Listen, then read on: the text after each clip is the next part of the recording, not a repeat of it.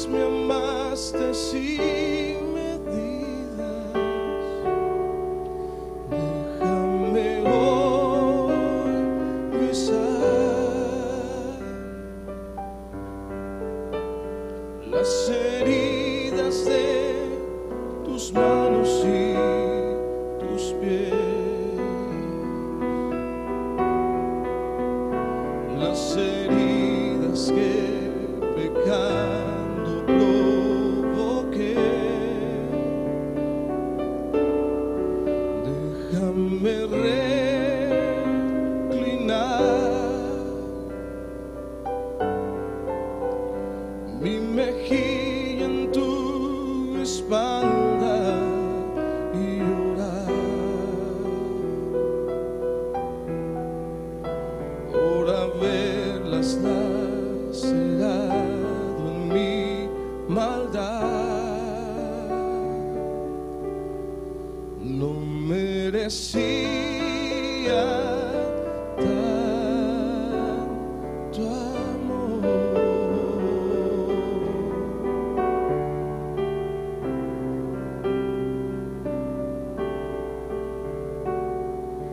En tu gran amor tomaste mi lugar, llevando sobre ti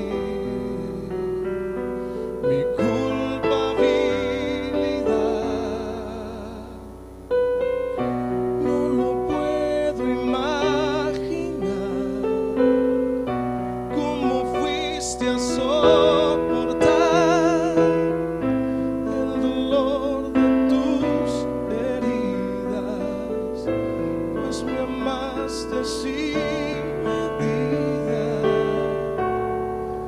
Déjame hoy besar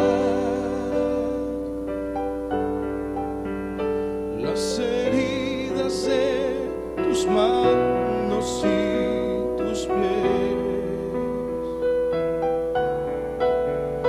las heridas que pecando provoqué.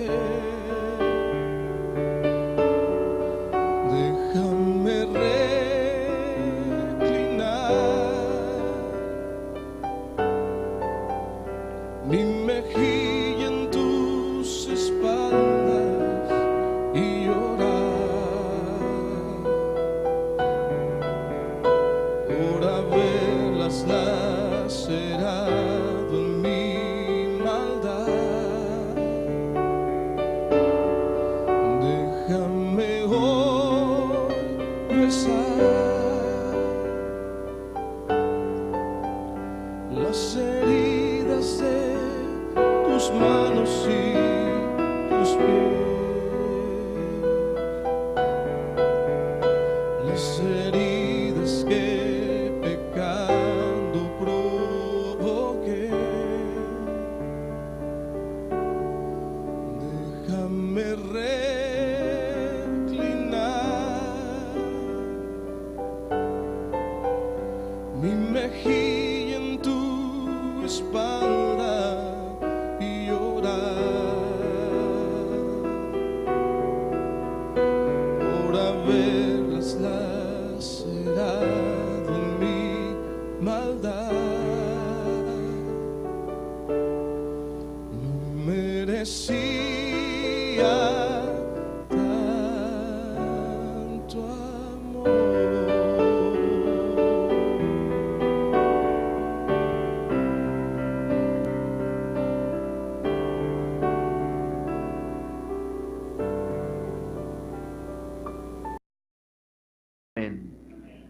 Abra su Biblia, por favor, en Lucas capítulo 18. Abra su Biblia en Lucas capítulo 18, versículos del 31 hasta el 43, que es la parte que continúa a lo que hemos estado predicando. Lucas 18, 31 hasta el 43.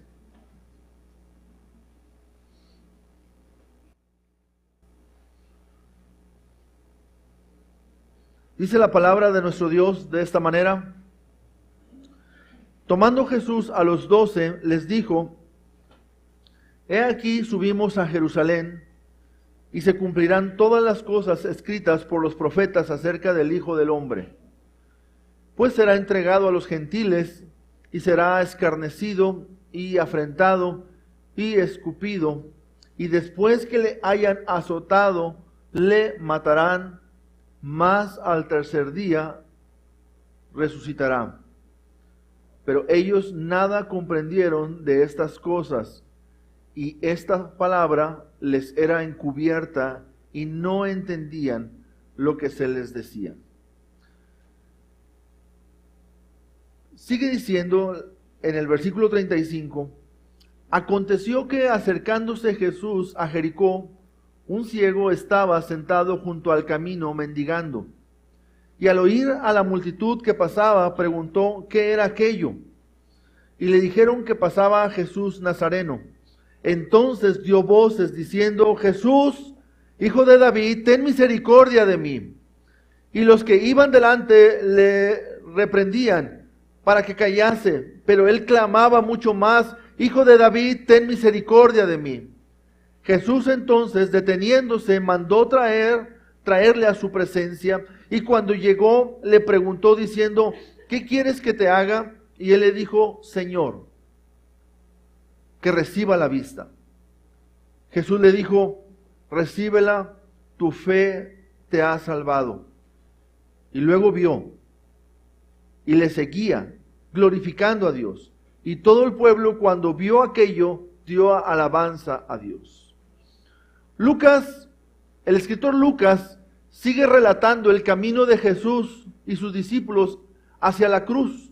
O sea, ellos van camino a Jerusalén, pero ellos saben a lo que van. Al ir hacia Jerusalén, ellos saben que van precisamente a la cruz. El camino de Jesús con sus discípulos era hacia Jerusalén, era hacia la cruz precisamente. Y Lucas resalta algunos aspectos importantes que los discípulos y que la gente deben ver en Jesús como rey y como la cabeza del reino.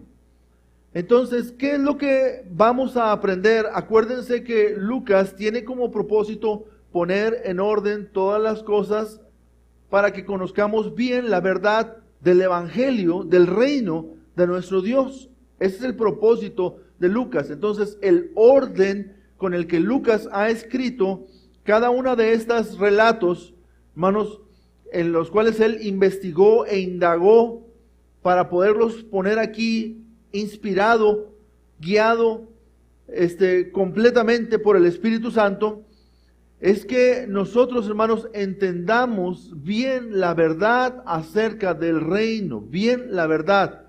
Ahora, usted se va a preguntar, ¿de qué nos está hablando estos dos relatos, hermanos? Pues los dos relatos nos están hablando de una misma cosa, pero otra vez como como que se contraponen, ¿sí? O están ahí están opuestos uno al otro, pero están hablando de una misma cosa. ¿Qué es lo que está hablando? O sea, en esta historia, ¿qué es lo que está Lucas hablando? Bueno, lo que Lucas trata o lo que Lucas está enfatizando es que la misma fe que necesitaste para aceptar a Jesús como tu Salvador es la misma fe que necesitarás toda la vida para caminar hacia la cruz. Al mensaje de esta mañana le he titulado Saber ver. Saber ver. Tenemos dos escenas. Una con un inconverso, el ciego de la ciudad de Jericó,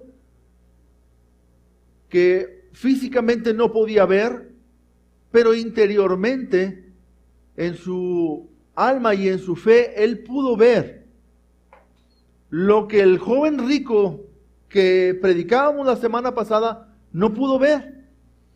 Él pudo ver que Jesús era el Mesías, el hijo de David, ¿sí? el que estaba profetizado en el Antiguo Testamento que habría de venir para dar salvación. Pero también por otro lado, este mismo Lucas nos relata que los discípulos podían ver hasta cierto punto algunas cosas, pero no podían ver todas las cosas. ¿Sí? Por eso le titulo al mensaje Saber ver. Y está basado en dos preguntas. La primera pregunta es, ¿qué quieres ver? Esta pregunta es interesante, porque podemos estar viendo dos personas, una misma escena, o escuchando una misma historia, y la pregunta es, ¿qué quieres ver? ¿Qué es lo que tú quieres ver? ¿Sí me explico con esto? Con esta pregunta, ¿sí entendemos un poquito de esta pregunta? ¿Sí? ¿Qué quieres ver? ¿Qué es lo que tú quieres ver? ¿Sí? Y la segunda pregunta en la que estaré basando este mensaje es, ¿puedes ver? ¿Sí? Bueno, entonces vamos a entrar en la primera. ¿Qué es lo que quieres ver? ¿Qué es lo que quieres ver? En los versículos 31 al 34, ¿qué hace Jesús? Agarra a los 12 discípulos, los 12 apóstoles, se los lleva a un lugar aparte. Y Él les empieza a explicar a ellos, he aquí subimos a Jerusalén y se cumplirán todas las cosas escritas por los profetas acerca del Hijo del Hombre. Ustedes imagínense el cuadro. Jesús siempre estaba rodeado de gente y siempre había multitudes en los alrededores. Pero llegaba el momento en el que Él agarraba a sus discípulos y les decía, vénganse, vamos a tener una pequeña junta aparte. Vénganse, vamos a hablar entre nosotros. Quiero platicarles algo que yo creo que nada más ustedes lo pueden comprender o lo deben entender. Y Él les empieza a decir, ¿se acuerdan todo lo que los profetas han estado hablando acerca de mí? Bueno, ha llegado el tiempo en el que se cumpla todas las predicciones de los profetas citadas en el Antiguo Testamento acerca de mí. ¿Sí? Ya va a llegar ese tiempo. Así que vamos a ir a Jerusalén, ¿sí? Y quiero que ustedes se preparen, porque ustedes están cerca de mí. Al caminar conmigo, pues ustedes deben saber qué es lo que va a pasar. Pero no era la primera vez que se lo decía, era la tercera vez que Jesús les decía esto, que Él iba a ir a Jerusalén a morir precisamente. Y eran 3 veces que Él les decía esto. Y les explica, seré entregado a los romanos, a los gentiles, seré escarnecido y seré afrentado, seré escupido. Y después que le hayan azotado, porque está hablando así como que en tercera persona del mismo, ¿sí? Que después de que le hayan azotado al Hijo del Hombre, le matarán. Pero dice un pero, nomás que ahí está con más, dice más o pero, al tercer día resucitará. Les está diciendo a sus discípulos, miren, ustedes son mis seguidores, ustedes son los más cercanos, ustedes son los que he llamado para caminar conmigo, ustedes son los que han dado respuesta, los que han respondido a ese llamado, están caminando conmigo muy cercano. Yo quiero que ustedes sepan que lo que sigue es que vamos a la cruz. Vamos a la cruz. Ustedes no van a morir. El que va a morir soy yo. ¿Sí? El que va a ser azotado soy yo. Pero es posible que algo de este sufrimiento les salpique a ustedes porque ustedes andan cerca de mí, porque ustedes caminan conmigo, porque a ustedes los van a identificar como mis discípulos y es muy posible que algo les suceda también a ustedes o les pueda pasar también a ustedes acerca de eso. Entonces, vamos a la cruz, quiero que ustedes sepan, pero les voy a anticipar el final de esta batalla. El final de esta batalla es: voy a resucitar al tercer día. Esa es la victoria. O sea, quiero que sepan que van a caminar conmigo, que vamos a pasar un tiempo de sufrimiento, que va a haber algunas cuestiones bastante complicadas o difíciles para mí y para ustedes también, pero voy a resucitar. al tercer día voy a resucitar y esa es la victoria. La victoria de nuestro caminar con Cristo está en el poder de la resurrección de Cristo Jesús. Esa es la victoria que tenemos todos los seguidores de Cristo Jesús, el poder de la resurrección de nuestro Señor Jesucristo. Que aunque caminamos en pos de Él, que aunque vamos y muchas veces nos toca sufrir con Cristo, al andar caminando cerca de Él, pues que sepamos que al final hay una resurrección. Y que como Él resucitó, yo también voy a resucitar en el día postrero. ¿Sí? Así como Él vive, yo también voy a vivir. Así como Él resucitó, yo también voy a resucitar.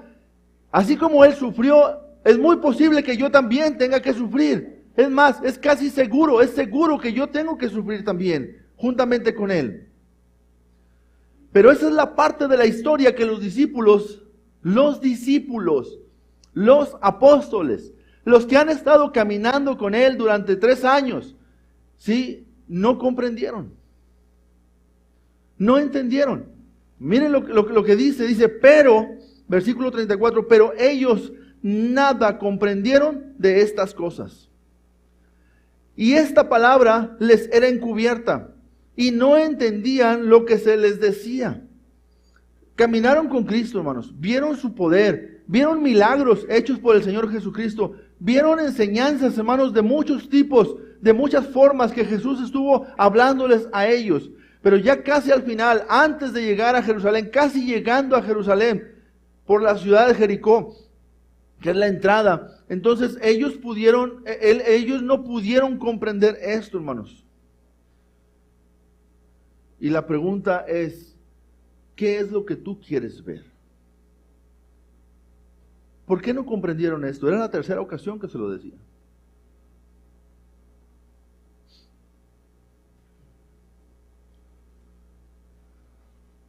¿Por qué no comprendieron esto?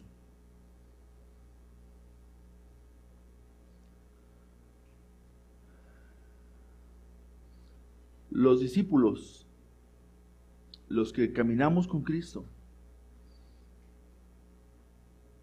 de alguna manera, al igual que los hebreos de aquel entonces, esperamos del cristianismo algo diferente a lo que el cristianismo ofrece en esta tierra. Los hebreos de aquel entonces esperaban un rey libertador de ese tiempo. Y en el fondo ellos también es lo que entendían. Ellos caminaban con Cristo, hermanos.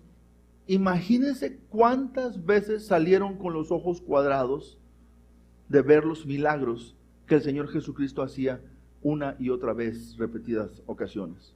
Imagínense cuántas veces ellos salieron con la quijada hasta el suelo, con la boca abierta, de ver la forma tan elocuente y tan sabia en la que Él enseñaba su doctrina. ¿Cuántas veces ellos salieron admirados por el Señor Jesucristo? Pero no podían comprender que Él tenía que ir a la cruz. Que parte de la vida cristiana y del discipulado y del andar con Cristo, hermanos, tiene que ver con tomar nuestra cruz. Y esa es la parte, hermanos, por la cual no hay muchos discípulos verdaderos de Cristo Jesús. Esa es la razón por la que no hay tantos que estén dispuestos a caminar con Cristo toda su vida cristiana. Porque solamente pueden entender los milagros, solamente pueden entender las bendiciones, solamente pueden entender que Jesús me da, solamente pueden entender que Jesús me cuida, solamente pueden entender que Jesús me protege, pero no pueden entender que Jesús me llama a ir con Él a la cruz. Y esa es la parte, hermanos, que muchas veces no quieren entender. Y por eso, hermanos, la iglesia tiene pocas personas que realmente están dispuestos, hermanos, a entregarse con Cristo, a morir con Cristo, a ir con el Señor Jesucristo a la cruz. Ya les había explicado el Señor Jesucristo a ellos que el que no tomaba su cruz cada día no podía ser su discípulo. Ya les había dicho del costo del discipulado, el costo de seguir a Cristo, el costo de ir en pos de Él. Y hermanos, nosotros tenemos que entender esto también. La vida cristiana no consiste en congregarse en una iglesia, en un templo. No consiste en llenar un auditorio, en estar aquí, escuchar unas alabanzas hermosas y participar de ellas y escuchar una predicación. O sea, no consiste en esto la vida cristiana, nada más. La vida cristiana, hermanos, consiste inclusive en estar dispuesto a ser sacrificado por Cristo. Porque quienes no están dispuestos a sufrir con Él, no reinarán con Él. Estamos hablando de la verdad del reino, hermanos. Y esto es algo importante que tenemos que entender. La vida cristiana, hermanos, no es solamente yupi y confeti y fiestas y globos y serpentinas y todo eso. Digo, sí tiene parte de eso la vida cristiana, pero no es todo eso. La vida cristiana, hermanos, también tiene que ver muchas veces llorar con Cristo. Y la vida cristiana también tiene que ver sufrir con Cristo, hermanos. Él les está explicando lo que le iban a hacer a Él. Que lo iban a tomar estos gentiles, que lo iban a escupir inclusive, que lo iban a rechazar, que lo iban a maltratar. Pero esa parte de los discípulos, esa es la parte que no querían comprender.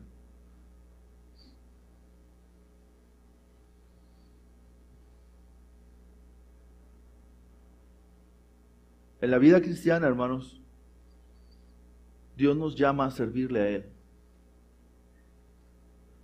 Pero el servicio a Dios, hermanos, tiene un costo. Y es el sacrificio. Es tomar tu cruz. Muchos cristianos, hermanos, en el mundo prefieren pasar desapercibidos como creyentes, con tal de no sufrir el más mínimo desprecio o desplante de indiferencia de parte de alguna otra persona. Muchos cristianos en sus trabajos, hermanos, se camuflajean. ¿Sí? Entran a sus trabajos camuflajeados para que nadie los detecte como cristianos, como creyentes. No profesan su fe. ¿Y saben por qué? Porque no quieren sufrir. No quieren sufrir lo más mínimo, nada. El cristianismo, hermanos, está en decadencia en este tiempo. ¿Y sabes por qué? Porque los cristianos no están dispuestos a hacer el más mínimo esfuerzo para servir al Señor. No quieren pagar ningún precio para servir al Señor. Hermanos, servir cuesta. Hay una inversión. Hay una inversión que el cristiano hace, hermanos. El cristiano invierte en conocer a Dios a través de su palabra. El cristiano invierte en la comunión con los hermanos en el templo y por las casas. Y esa es una inversión. Hermanos, la persona que quiere servirle al Señor invierte, hermanos, parte de su vida y parte de sus recursos y de su tiempo y de sus talentos para servir al Señor. Pero mucha gente no quiere esa parte. Nada más quiere la cuestión de la vida eterna, nada más quiere la cuestión de que soy hijo de Dios, nada más quiere la cuestión de que soy parte de ese reino, nada más quiere la cuestión de que formo parte de una iglesia. Y los beneficios que esto pueda y conlleve, eso es lo que quiero del cristianismo, pero no quiero servir a Dios. No quiero pagar un precio. Cuando el Señor Jesucristo le dijo a Pedro, le dijo a sus discípulos, pues que esa noche venían por Él. ¿Y qué dijo Pedro? No, eso no va a pasar. Sí, él estaba dispuesto a dar su vida por Dios, le dijo. Y cuando llegaron, él agarró su espada y trató de defender al maestro porque no quería ese episodio de la vida del cristianismo. Pero si nosotros vemos, hermanos, el episodio más grande en la vida de nuestro Señor Jesucristo con respecto a nosotros, los seres humanos, hermanos, fue cuando Él entregó su vida por nosotros. Lo que lo llenó de gloria de parte del Padre para con nosotros, hermanos, fue que Él es un rey coronado con una corona de espinas. Esa es la gloria. Él fue humillado y estuvo dispuesto a hacerlo, pero después fue exaltado por el Padre.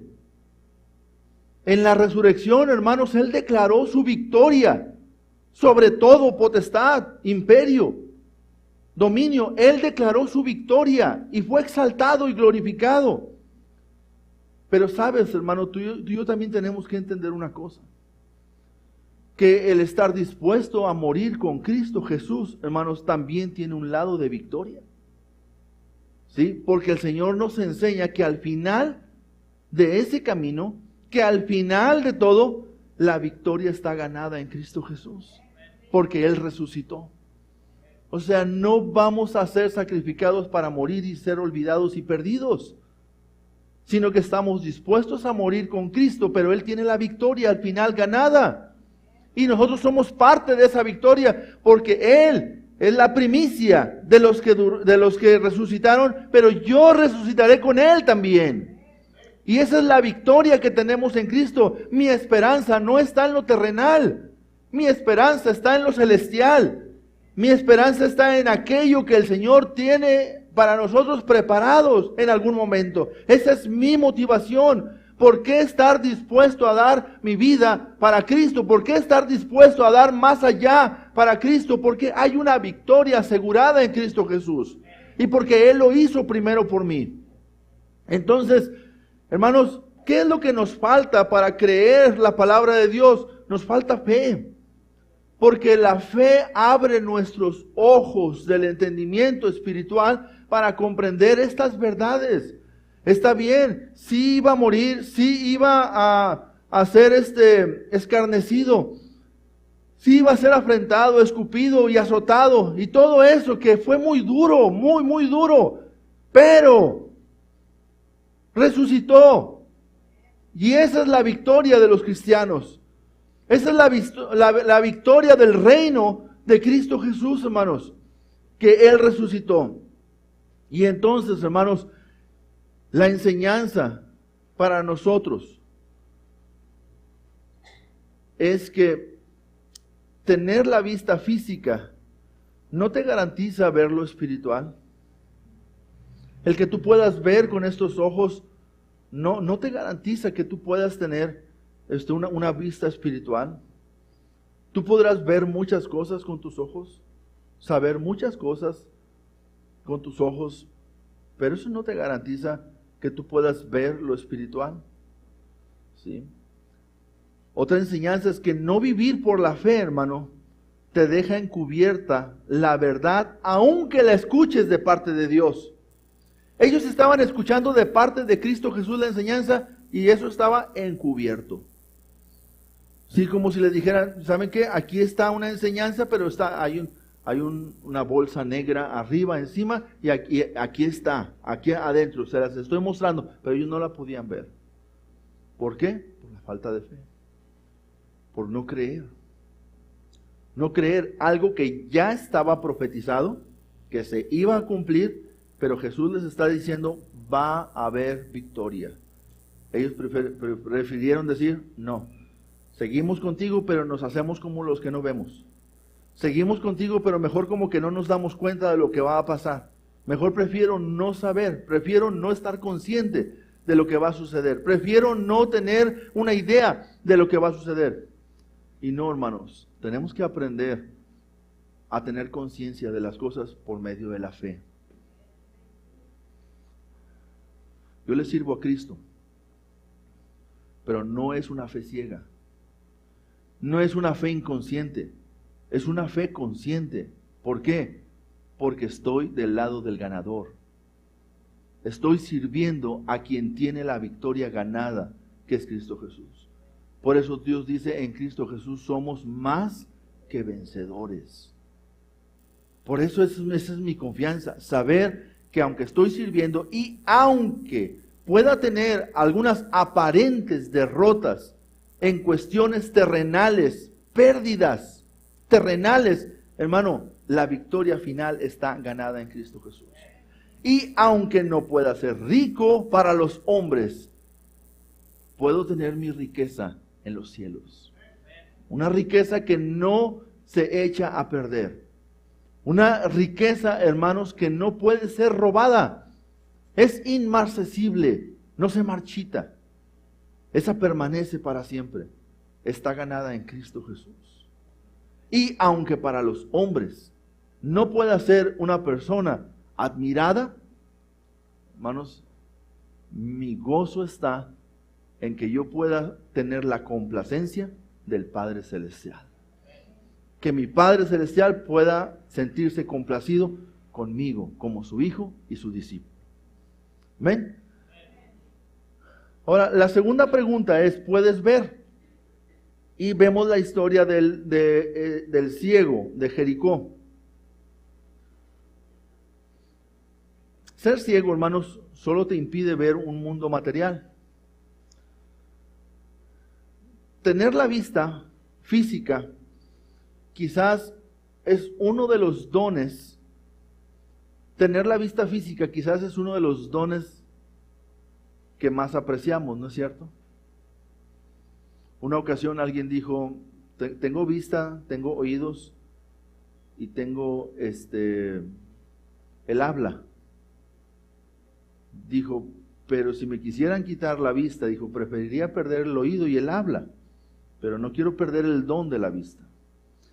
Lo que quiero decir es que el don de la vista es un don muy apreciado para todos.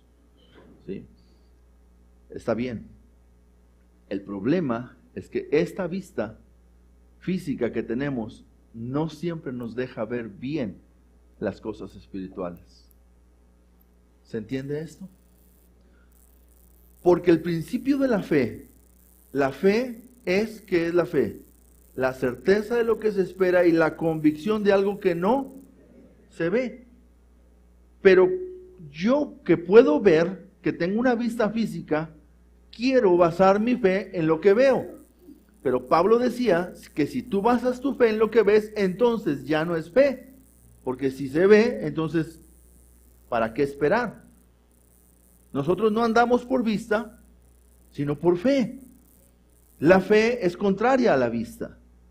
Y aunque la vista es un don precioso que tenemos en lo terrenal, a veces la vista terrenal nos estorba para ver lo celestial, porque nos dejamos guiar solamente por lo que podemos ver. ¿Me estoy explicando con esto? Entonces, hermanos, ser ciego solamente te impide ver un mundo material. Y les vuelvo a platicar o a leer un poquito de la historia de Fanny Crosby. Fanny Crosby fue una himnóloga. Y ella nació en el año de 1820 y murió en el año de 1915. Y se cree que ella, o se da testimonio de que ella compuso más de 8,000 himnos para Dios, siendo cieguita. Ella quedó ciega a las 6 semanas de haber nacido por un medicamento que se le suministró a su vista de una manera equivocada y quedó ciega, ¿verdad? Eso fue contraproducente y entonces ella terminó perdiendo la vista. Pero también se relata que ella nunca tuvo un resentimiento en contra de quienes aquellos le aplicaron ese mal medicamento a sus ojos. Y esta fue una declaración que ella escribió y dejó en algún momento. Dijo, creo que fue la providencia de Dios que sea ciega toda la vida. Y le agradezco por esta gracia. Si la vista terrenal perfecta me fuera ofrecida mañana, no la aceptaría. puede ser que no hubiera cantado los himnos de alabanza a Dios si otras cosas hermosas o interesantes me hubieran distraído. Dijo, si me ofrecieran la vista mañana, no la aceptaría. Y decía ella, una de sus frases más famosas, cuando llegue al cielo, lo primero que veré gustosa será el rostro de mi Salvador. Una mujer que no tenía su vista física, pero tenía una vista espiritual, hermanos, por medio de la fe, que escribió algunos de los himnos más hermosos del cristianismo. Ella era una mujer metodista, esta Fanny Crosby, ¿sí? que nació y creció en Nueva York. Entonces, por lo tanto, la ceguera física solamente te limita para ver lo terrenal, pero no lo celestial. No lo celestial. Entonces, aquí en la historia que relata Lucas, en el versículo 35, dice, aconteció que acercándose Jesús a Jericó, un ciego estaba sentado junto al camino. ¿Qué estaba haciendo? Mendigando. ¿Qué lado opuesto o qué contrapuesto está esto a la historia del joven rico, verdad? El joven rico, como lo dice su palabra, era rico, pero aparte era un principal. Para ser principal era alguien que debería conocer las escrituras o haber estudiado las escrituras con los mejores teólogos de aquel entonces o de aquella época. Entonces, dice aquí, un ciego estaba sentado junto al camino mendigando. Y al oír a la multitud que pasaba, preguntó, ¿qué era aquello? Y le dijeron que pasaba Jesús Nazareno.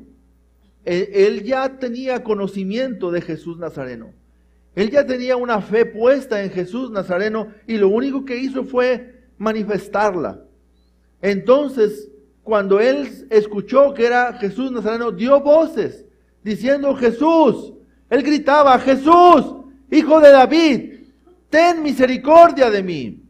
Y aunque le gritaban y aunque le decían o le reprendían para que callase, pero él clamaba mucho más, él gritaba más fuerte, hijo de David, ten misericordia de mí.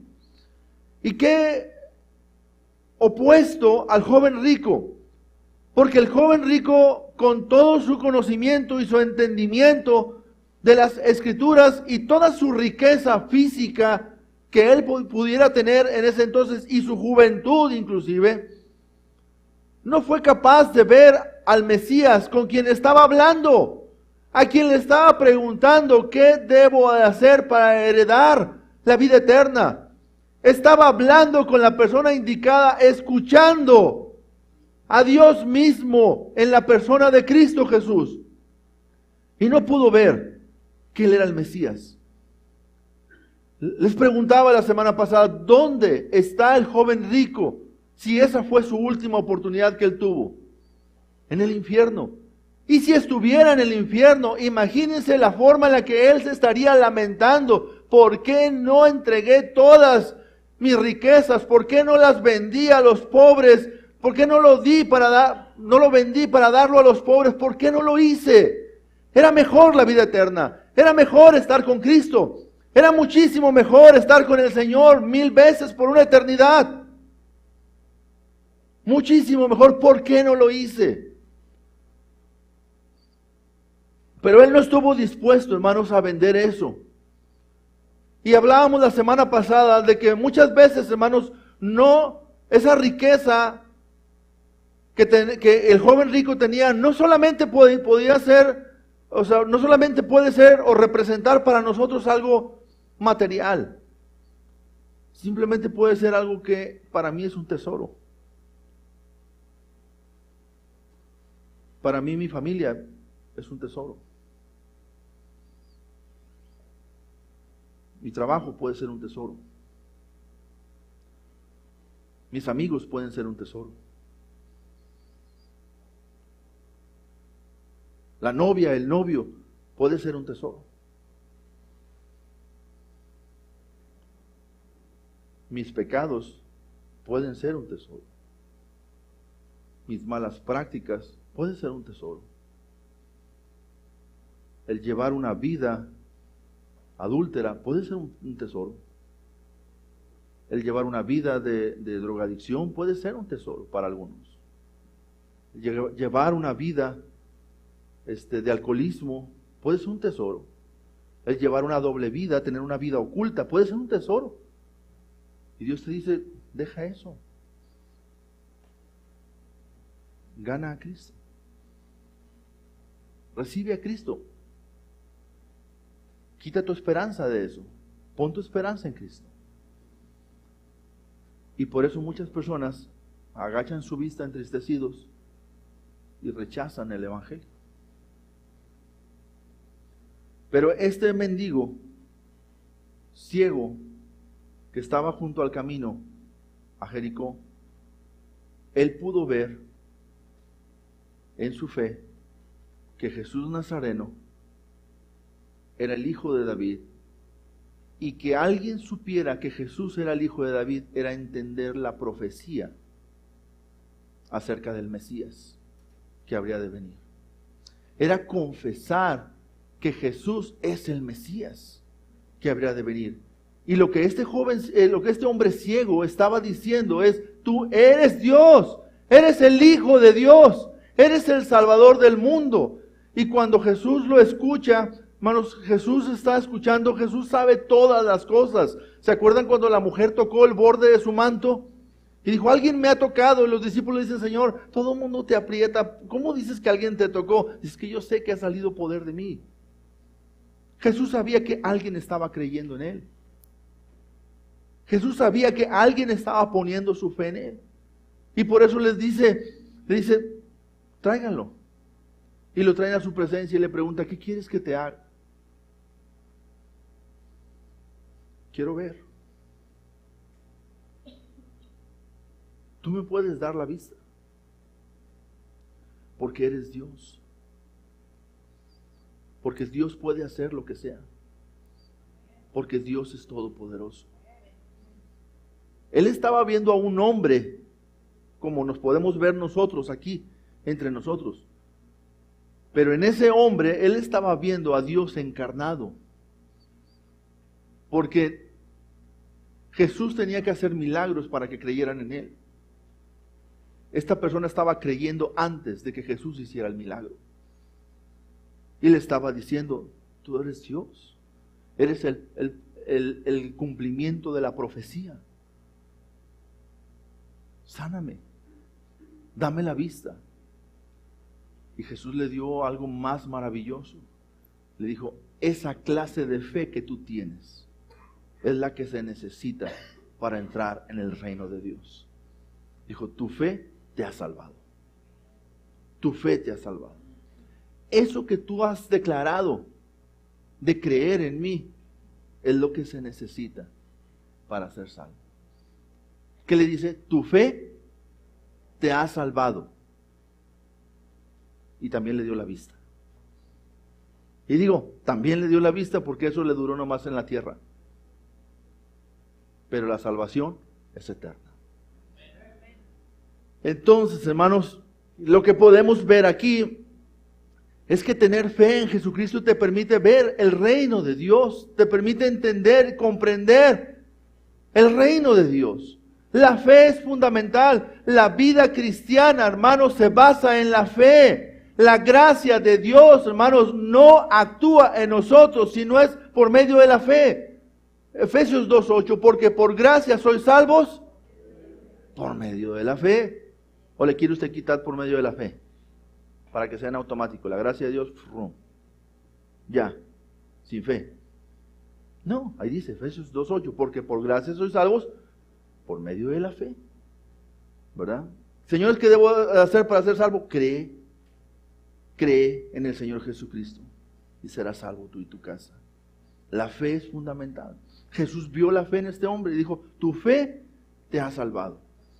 Por eso, hermanos, la proposición de este mensaje es la misma fe que necesitas para ser salvo, es la fe que necesitas para caminar con Cristo durante toda tu vida, hacia la cruz. Tú quieres ser un discípulo del Señor, necesitas fe. La fe en Dios. La fe que te va a sostener en el camino.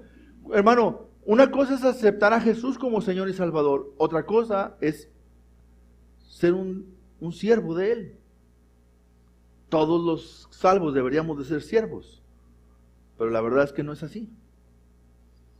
Entonces, por eso hay un tribunal de Cristo preparado. Por eso tenemos un tribunal con galardones diferentes. ¿Por qué? Porque si la gracia fuera en automático, pues entonces ¿para qué premiar? Pues si ya todo fue dado, ¿verdad? Pero hay un tribunal, ¿sí? Entonces, en ese tribunal de Cristo no va a haber inconversos. Porque el juicio, ese ya fue juzgado en la cruz. En el tribunal, ¿qué es lo que se va a juzgar? Las obras. Las obras. Y una fe sin obras está muerta. Entonces, qué importante, hermanos, es la fe. Que entendamos la fe, porque la fe que necesito para ser salvo es la fe que necesito para servirle al Señor toda mi vida. Así es que yo no solamente de Señor, aquí está mi fe para ser salvo y no me pidas más, porque no tengo más fe, ¿verdad?, que para ser salvo. No es así. Es Señor, aquí está mi fe, ¿verdad?, porque creo en ti como el Hijo de Dios para mi salvación. Y una vez que soy salvo, Señor, ¿qué quieres que yo haga? ¿Qué es lo que quieres que yo haga? Como le dijo Dios a Pablo, Pablo, quiero que tú vayas a tal lugar, ahí se te va a decir lo que tienes que hacer. Y Pablo fue, y se le dijo lo que tenía que hacer, ¿y qué creen que hizo? Lo hizo. ¿Por qué? Por la fe. Porque creyó en Dios. Y nadie lo detuvo, nadie lo paró. Toda su vida estuvo predicando el Evangelio. ¿Por qué? Por la fe. La fe es fundamental, hermanos. La vida cristiana se basa en la fe. La fe se necesita todos los días. Porque necesito la gracia de Dios todos los días para mi vida. Por eso necesito fe todos los días. Amén. La gracia de Dios allí está disponible, ha sido dada por el Señor. Es algo que no merecemos. Lo único que Dios quiere es que crea. Es lo único que Él me está pidiendo, que crea en Él. ¿Cómo es que puedo servirle al Señor? ¿Y cómo es que Dios puede hacer grandes cosas a través de mí? Por medio de la fe. Otra vez es la fe. La fe que me hace renunciar a unas cosas que debería de renunciar para poder servir al Señor. Hay cosas que nos estorban para servir a Cristo, hermano. ¿Qué te va a hacer renunciar a ello? Tu fe. Creer en Cristo Jesús. Saber que al final tienes la victoria ganada. Saber que aunque renuncies a esas cosas terrenales aquí, tú tienes una victoria en Cristo Jesús ya obtenida por medio del Señor. Tu fe. Creer. Entonces, hermano, en conclusión, en estas dos escenas encontramos dos tipos de personas. Los que ya son parte del reino, pero que necesitamos caminar con Cristo por medio de la fe hacia la cruz. Y el otro tipo de personas son los que todavía no lo son, pero necesitan aceptar a Jesús como su Salvador por medio de la fe. En otras palabras, ¿de qué me está hablando este pasaje? De la fe. ¿Y qué me está diciendo acerca de la fe? Pues que la misma fe que necesito para ser salvo es la misma fe que necesito para ser un siervo de Dios. ¿Tú ya eres salvo? ¿Cómo fuiste salvo? Por la fe. Por la gracia de Dios, por medio de la fe. Sí, ya eres salvo. Ahora, la segunda pregunta es, ¿tú ya estás caminando con Cristo hacia la cruz? ¿Ya eres un siervo de Dios? ¿Qué necesitas para ello? La fe. Todos los días. La fe se necesita, la fe es un escudo. La fe es parte de la armadura del creyente, hermano. El diablo, hermanos, está como un francotirador y nos tiene en la mira. Y sobre todo a los que han decidido servir al Señor. Y Él lanza dardos de fuego. Pero Dios quiere que levantemos el escudo de la fe, con que podáis apagar todos los dardos de fuego del maligno. Y si en algún momento Dios te muestra que tienes que sufrir por Él, que tú le digas al Señor, si tú vas, Señor, yo voy. Si tú vas, yo voy. Si es contigo, adelante, Señor. ¿Qué tengo que hacer para servirte, Señor? Es hacer esto, hacer lo otro, es hacer aquello, es entregar, es dar, es renunciar. Si es por ti, es contigo, es para ti, Señor. Adelante. ¿Por qué? Porque tú resucitaste. Y por eso soy más que vencedor. Porque Jesucristo resucitó. Y ese es el Evangelio, la verdad del Evangelio que Dios quiere que sepas. Que Jesús murió, fue sepultado y resucitó. Y esa es la victoria que tenemos en Cristo Jesús. Su resurrección. El poder de la resurrección de Cristo Jesús. Así que, hermanos, ¿qué vamos a hacer? ¿Habrá alguien en esta mañana, en esta iglesia, que aún no es salvo? ¿Que aún no ha aceptado a Jesucristo? Cree en Cristo Jesús y serás salvo. Pon tu fe en Jesús.